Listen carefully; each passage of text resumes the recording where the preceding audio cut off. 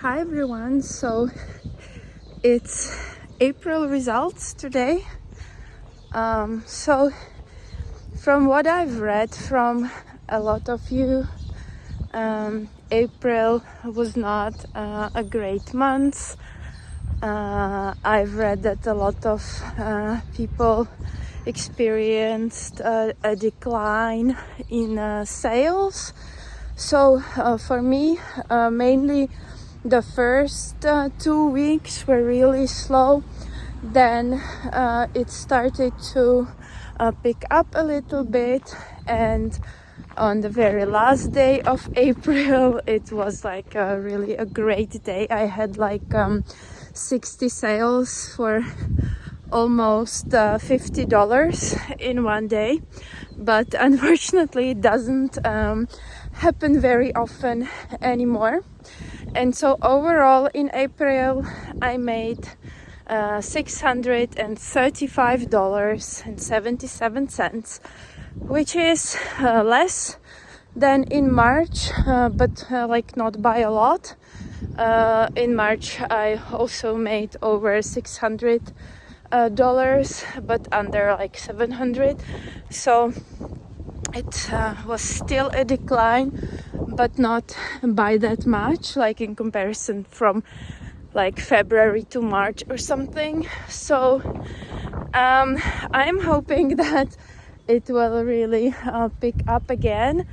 And the May started again pretty slower, I would say, because as I said, like the last day of April was really awesome, and then the May, even though it was like in the middle of the week, it was slower. But again, a lot of countries have a holiday on the 1st of May, so it can be potentially influenced by that. So we will see, how it goes in May. I'm just really hoping that the sales will pick up in the second half of the year, but we'll see. And in this month I am going to challenge myself to upload more. So now I have around 15,000 images. I want to get to 20k as soon as possible. Like, I don't think I can upload 5,000 in a month, but like I'm hoping to upload around 3,000 images or more if I can. So I encourage you also to maybe set up a higher goal for yourself for this month and try to upload really more than you usually do, and then you will see if it boosts your sales or not. Hopefully it will. So I'm really having high hopes for that, and I'm working hard on it. But like uploading this many images is not easy if you want to keep the quality high and not make too many similar images, which is like not allowed by Adobe anyway. Like you shouldn't, as we've discussed in previous videos, like on one prompt I really would avoid making more than like 10 images, and those 10 will differ, for example, in aspect ratio. So we don't do 10 of exactly like the same thing. I don't think it's a good strategy. So to create really a lot, you have to kind of like work really hard.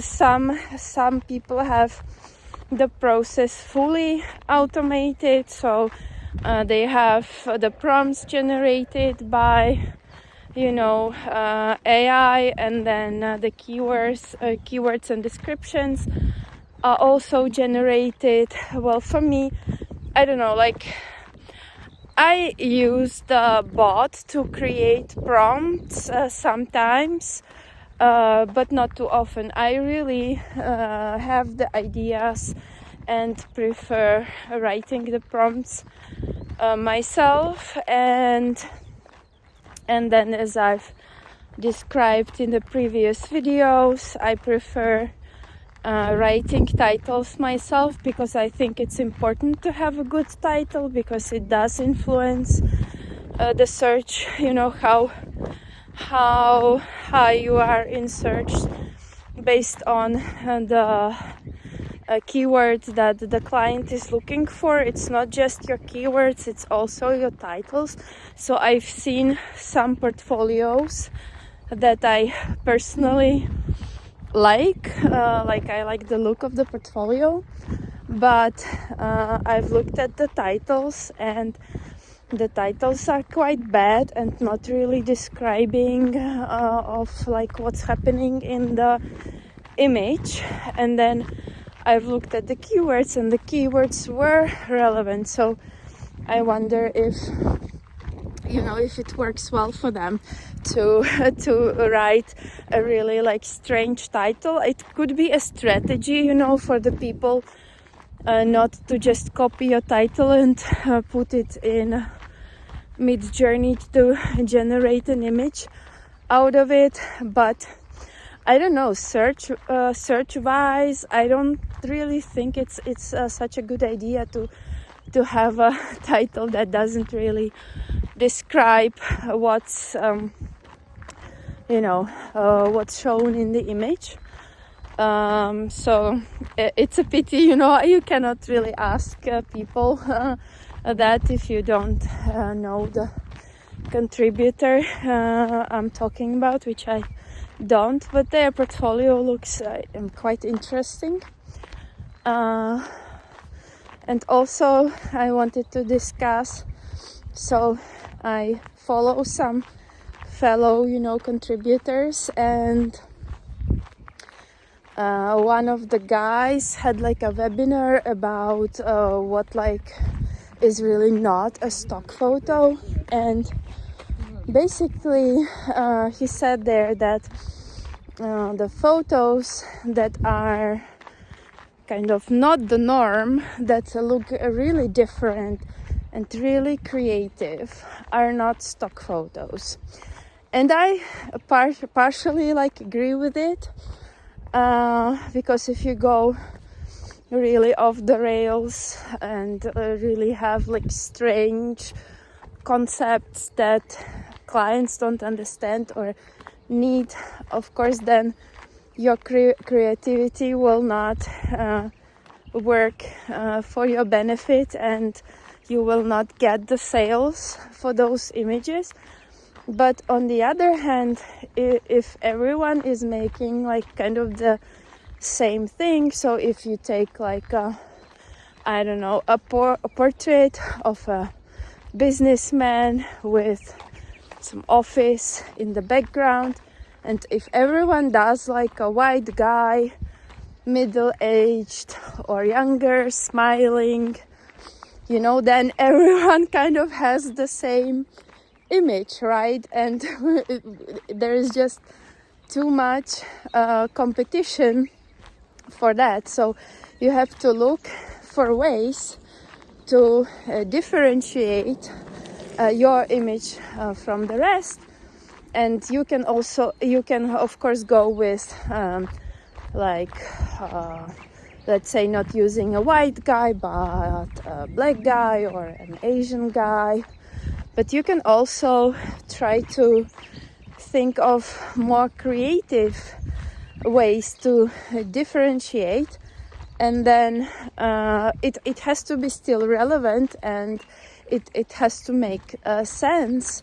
But I think it's important to look for the ways to be different from everybody else, so that your images really pop out from the crowd. But I guess there is a thin line of like what is mediocre, or what is like what everyone else is doing, and what is too creative and no one will buy it because like it's just too much, you know. And I think that like finding this line is the key for success. What do you think about that? And also, like often in my comments, I get asked like, well, give me some topic that will sell, you know, in the next month or something. Well, isn't that like $1 million question? Like what topics to upload to get the most money? You know, if I really knew of a really good niche that brings me cash, you know, like all the time, I wouldn't run to YouTube and really share it with everyone, because then everyone will generate on that topic, and then, you know, I don't have an advantage anymore. And I have to say, like, I don't know the secret. I have some regular selling images, but they are not like super unique niches, I would say. But so, you know, I cannot tell you guys what to generate. There are some general rules or general topics, like you watch for holidays, you watch for newsworthy events like Olympics right now.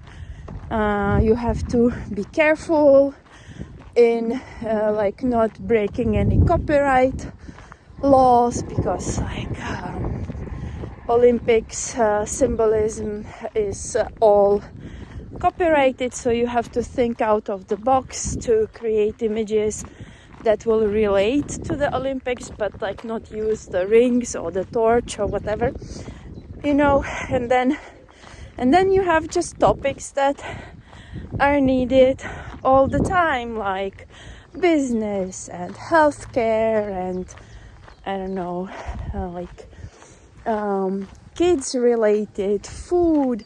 But you have to do your research and not to generate just one more pizza, or as we said, like white guy smiling in a business suit. But you have to look for the like some images to really differentiate yourself and do something a little bit different, or to look for like a narrower niche or topic within a bigger topic.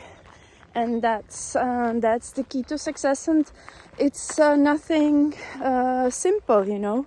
There is no just simple tool that I can give you and tell you, you know, you do this and you get rich, you know. So yeah, set yourself a goal for May, make it higher than usual, challenge yourself a little bit, and we'll see how it goes, and you know, if we grow or not, and hopefully we will. So good luck for May, and I will see you very soon.